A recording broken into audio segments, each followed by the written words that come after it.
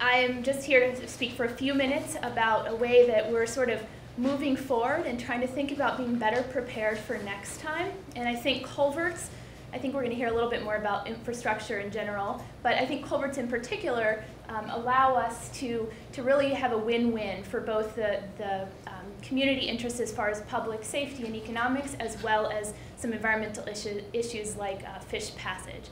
So, is this what Becca! You weren't supposed to see that. Okay, so it's one slide of sort of a background, and this is just your natural river ecosystem. So natural looking, isn't it? The three things that are most important for this picture to understand is that a river transports materials. It transports aquatic organisms like fish. They move throughout the river. It transports algae, seeds of plants, other animals, use riparian corridors. That's one thing. It also obviously transports water, as we saw in the flood, as we didn't see in the drought, but water's moving all the time through the watershed. And it also transports the little-known thing called sediment. And that can be anything from clay-sized, little tiny particles, all the way to 2-ton boulders that we saw move in Irene. And that's something to really think about in flooding and in other issues that we saw. Oh, thank you. Now, on top of that sort of natural ecosystem, the system is our transportation system. And again, critical movement of people to work, to play, to school, emergency services, all the things that people need. And the interesting point is where these two things come together, where the road meets the river. And that could be a bridge, or it could be a culvert. And this is what some of those culverts, I'm going to speak specifically about culverts, look like in the Ausable Basin. Up there is a pipe culvert. Here is a squashed pipe culvert. That is a box culvert, and this is 2 pipe culverts. There are also arch culverts. But this is just a smattering of what you would see in the Ausable watershed. Some of these do better to move fish through an ecosystem than others. Like, for example, the one in the top left, there's about a 10-inch perch at the outlet drop, and that's not going to allow fish to move upstream. If a culvert is too long, a fish can't get through it. If the water is being funneled into too small of a space, they can't go, like the velocity of the water is too strong to allow them to swim upstream. So this is something that the Ausable River Association and others were aware of several years ago, and we really wanted to figure out how we could learn more about which culverts in the basin were passing fish. So here's the sort of pictorial, if you click one more time. You'll see that essentially it's a problem when a culvert blocks fish because they can't access that upstream habitat. And it specifically becomes more of a problem with climate change because those upstream habitats are often the cooler water, and we call that cold water refugia that fish go to in the heat of the summer, allows them access to more of their habitat that is their escape from the hot water. Go ahead. So these are the kind of culverts that are great for fish passage. That's the arched culvert with an open bottom. So it's just like the stream in the bottom of the culvert. This is a 3-sided box culvert, same thing, bottom is open and the stream doesn't have to get it's not too constrained at the culvert. So these are both big culverts that allow the stream to sort of act as naturally as possible in this interface between human and natural system. So we had this 2 years ago. We partnered with the Nature Conservancy, who's been doing some work at the state level with the DOT at prioritizing culverts. With SUNY Plattsburgh, who has some field scientists who've been doing a lot of work in the Ausable Basin for basically with trout and with invertebrates.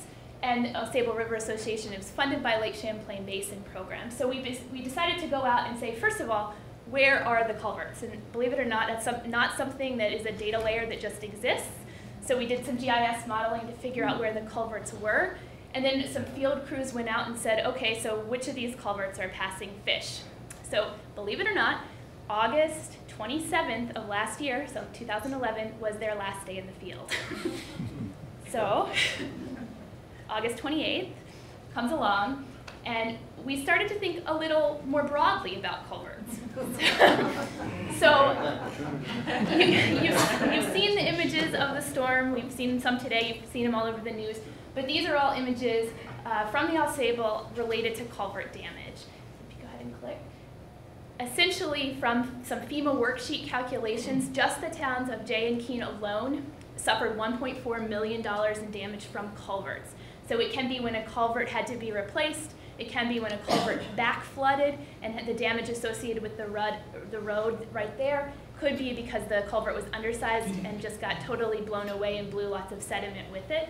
So 1.4 million in culvert damage.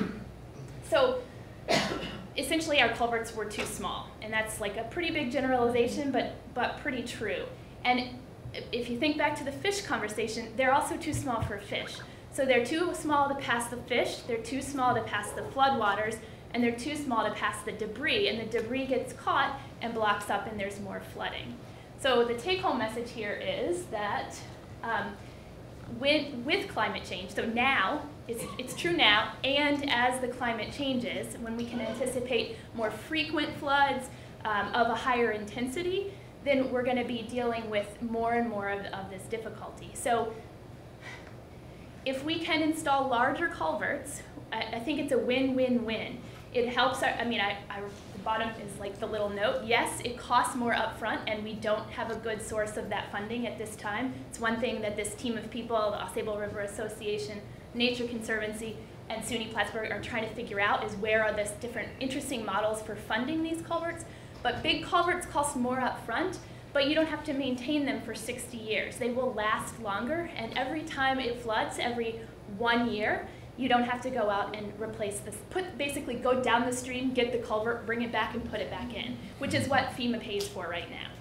Yeah. So essentially, if you can put bigger culverts in, it's a win for the environment, for fish, it's a win for the economy long term, and it's a win for public safety because there won't be as much flooding from the debris that's blocking culverts. So we went back to this project that we started thinking only about fish passage, and with the acknowledgement that 70% of New York State, the roads in New York are maintained by towns and counties. And so we've been reaching out to the different town and county DPWs and saying, okay, now, where are the culverts that every time it rains an inch, you know you need to take a cone out and put it on the road because the road is going to be flooded? Where are the culverts where you know that you're going to have a debris problem when it floods? And we've basically been putting those same priorities from the community perspective on a map with the fish passage priorities and being able to see where those two things interact. And we now have 4 different culverts in the towns of North Elba, Wilmington, Keene, and Jay on a list for fish passage funding from U.S. Fish and Wildlife Service. And these are culverts that are priorities from a town or a county perspective and priorities from a fish passage perspective. So we're trying to bring in different unique sets of funding to sort of upgrade some of these culverts in the face of climate change. Can you go back one for a second? Oh, okay. So the main point being there's no regrets for replacing some of these culverts except the upfront price tag.